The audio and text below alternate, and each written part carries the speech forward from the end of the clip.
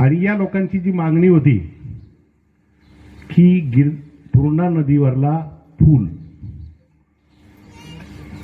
त्या पुलाचं आज उद्घाटन होतंय। या निमित्त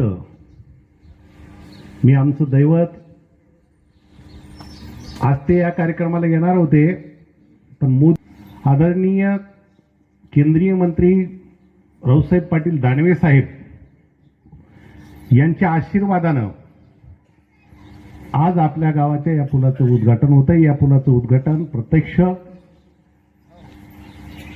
आमदार ज्यांच्या कामाचा झंझावात आहे, त्यांना कार्यसम्राट मानलं जातं असं युवा नेते आदरणीय संतोष पाटील दानवे साहेब